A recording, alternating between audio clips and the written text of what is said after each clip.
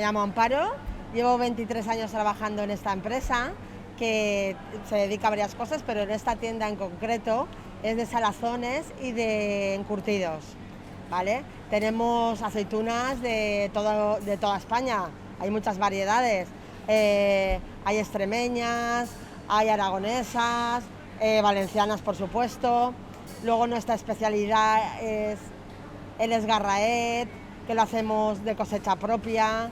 Luego tenemos anchoas del Cantábrico, que las limpiamos, son de calibre 00, que son las más grandes que hay, capturadas en el mes de mayo, que llevan huevas, se limpian y las ponemos en aceite. Ese es uno de los productos estrella que tenemos.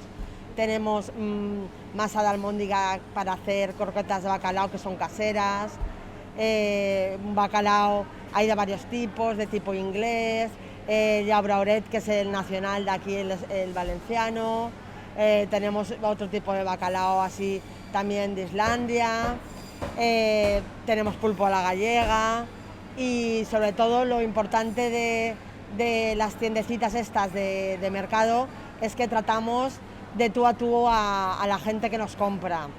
Y también es muy importante que hemos ido recuperando gente con todo esto que ha pasado de la pandemia. La gente ha ido viniendo a los pequeños comercios y se ha dado cuenta del producto que vendemos y de la cercanía de la persona con el vendedor. Vale, tengo de dos clases, la aliñada del secreto de la abuela o la de mojo picón, que pica allá a lo lejos. De esa, ¿verdad? Vale, efectivamente. Nosotros, por ejemplo, tenemos un calibre de aceitunas porque las aceitunas van por calibre.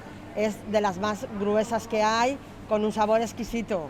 Entonces, son muchas variedades que eso no lo encuentras en cualquier sitio. Y sí, tenemos también reparto a domicilio. Nos encargan y nosotros tenemos una furgoneta que repartimos, como somos varias empresas que nos dedicamos a varias cosas, de fiambres o de encurtidos, y se lleva a casa o a los restaurantes. Estamos en el Mercado de Jesús y este es el puesto 63-64 y se llama Vallivana. ¿Vale?